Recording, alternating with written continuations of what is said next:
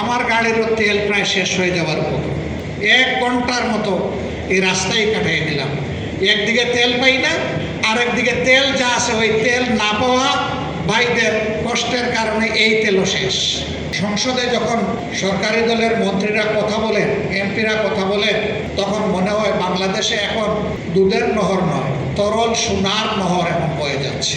আমরা যখন জ্বালানি সংকট আর জনগণের ভোগান্তি নিয়ে কথা তুলি, আমাদের নোটিশটা আলোচনায় আসতেই দেওয়া হয় না। হয় সত্য জনগণের কাছে প্রকাশ পেয়ে যাবে। তো পেঁচা চোখ বন্ধ করে রাখবে বলে আগামীকালকে সূর্য কি উঠবে না? অবশ্যই। আজকে সূর্য যেমন উঠেছে, কিয়ামত যদি না হয় আগামীকালও ইনশাল্লাহ সূর্য পূর্ব দিকে উঠবে।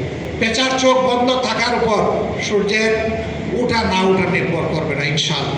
পাম্পে এক একটা পাম্পে লাইনের হাজার হাজার গাড়ি এবং মোটরসাইকেল দাঁড়ায় আছে লাইনের পর লাইন, এখন আর চাকাই ঘুরে না।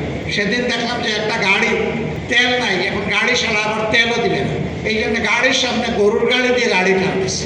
আমাদের মন্ত্রীরা বলে আগের চাইতে আমাদের তেলের রিজার্ভ এখন অনেক বেশি, চাহিদা বেড়ে গেছে।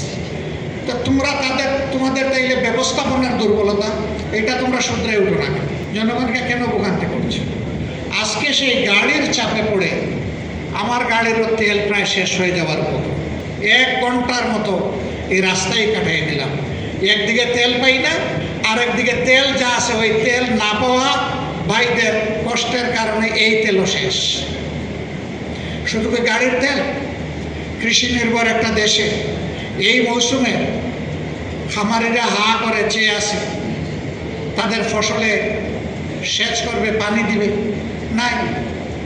আবার এখন ওই কুলাইয়েতেও আবার তেল দেয় না, ডিজেল দেয় না, বলেছে না আপনি কার্ড নিয়ে আসেন। সে কার্ড আনবে কীভাবে?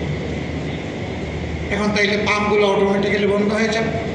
এর কুফল হিসাবে আগামী মৌসুমে আমাদের খাদ্য উৎপাদন মারাত্মক ব্যাহত হবে এবং খাদ্য ঘাটতিতে বাংলাদেশ পড়বে।